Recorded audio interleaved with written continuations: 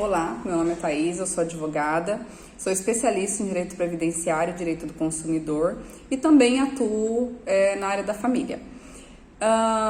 Eu resolvi fazer esse vídeo mais para trazer um conteúdo informativo para as pessoas que ainda têm uma visão muito pequena sobre esse processo, né? Sobre esse tipo de ação que são as ações de alimentos.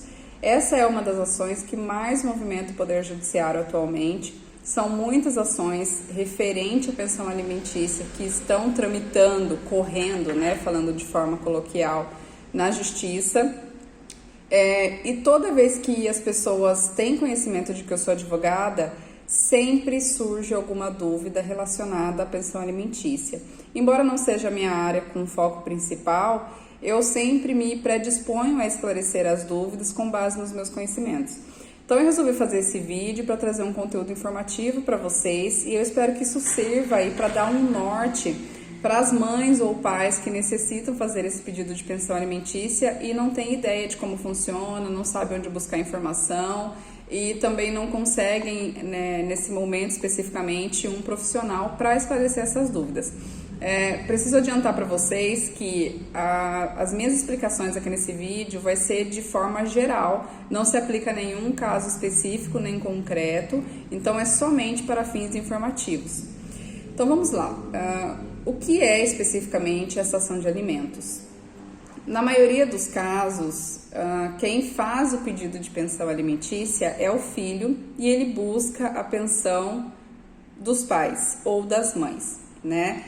Todo mundo sabe que o pai e a mãe têm obrigação de arcar com os custos e as despesas dos filhos, principalmente aqueles filhos menores de idade. Nós temos algumas situações que se aplicam também para os filhos maiores de idade, mas a regra geral, né, a grande maioria, é provido para os filhos menores de idade. E aí como que isso funciona?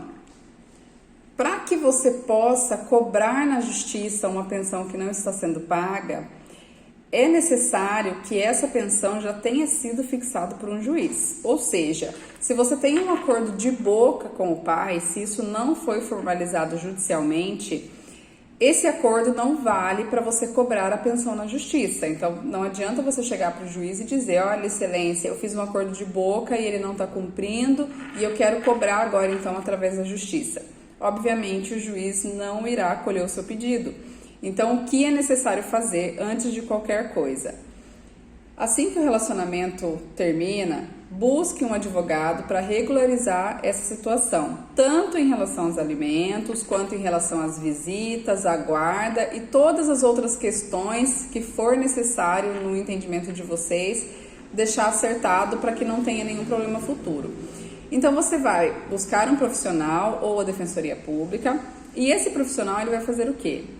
Ele vai fazer um pedido para o juiz, dizendo para o juiz que existe uma criança ou uma pessoa, que pode ser maior de idade, dependendo do caso, necessitando de pensão alimentícia porque não pode prover sozinho o seu próprio sustento, né? A pessoa não consegue se sustentar sozinha. E a partir disso, o juiz vai analisar esse processo. Como que o advogado, né, o profissional, o defensor público faz esse pedido? Isso é feito através de uma petição. O que é a petição? É um documento inicial que dá início ao processo judicial. Essa petição é chamada de petição inicial. Então, é o primeiro documento que surge ali no processo com a finalidade de informar o juiz que existe uma criança necessitando de uma pensão. Depois que é feito esse pedido inicial, o juiz analisa se os requisitos da lei estão sendo preenchidos naquele documento. E se ele não achar necessário solicitar mais nenhum documento, ele pode tomar duas atitudes, né? O juiz pode primeiro marcar uma audiência para tentar fazer um acordo, né? Ver se os pais ali daquela criança ou o adulto e aquele pai ou mãe, enfim, depende do caso, se eles conseguem chegar num consenso sobre todas essas questões envolvidas, né? A pensão, a guarda, as visitas, enfim, todos os detalhes relacionados àquele caso. Se não houver consenso, o juiz então dará um prazo para que o pai apresente, o pai ou a mãe, né, a parte contrária, apresente uma defesa. Então, vamos lá. Primeiro é feita essa petição inicial, depois disso o juiz pode marcar essa audiência de conciliação. Vamos supor que o juiz entenda que não deve ser marcada aquela audiência de conciliação naquele momento. É o que aconteceu muito durante o período de pandemia, né? As audiências praticamente de conciliação não estavam sendo marcadas.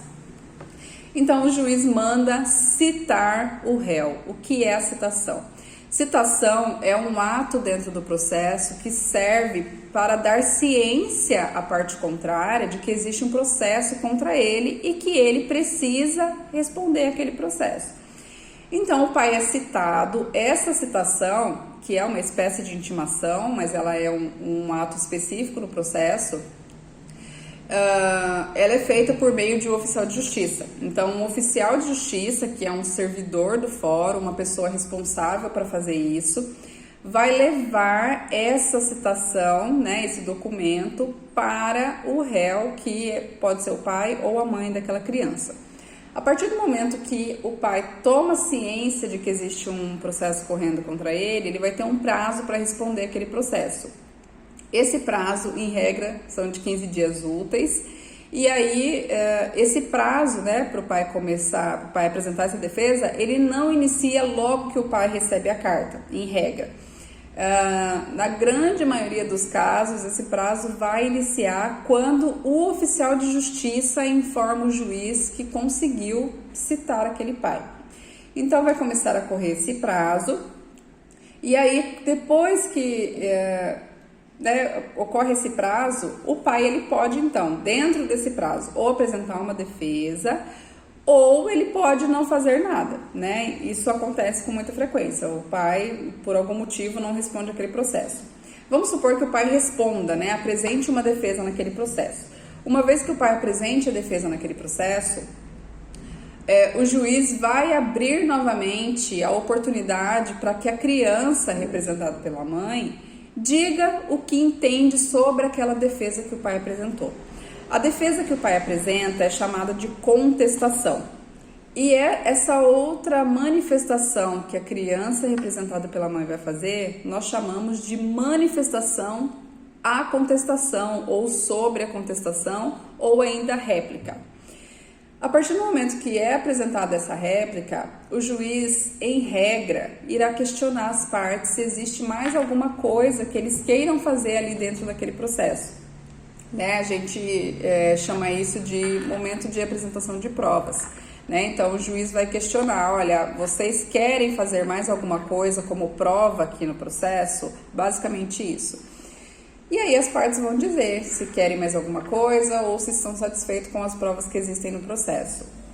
Supondo que as partes queiram apresentar alguma prova, o juiz vai analisar se é pertinente a apresentação daquela prova e, se for pertinente, ele vai abrir a oportunidade para que aquela prova seja produzida.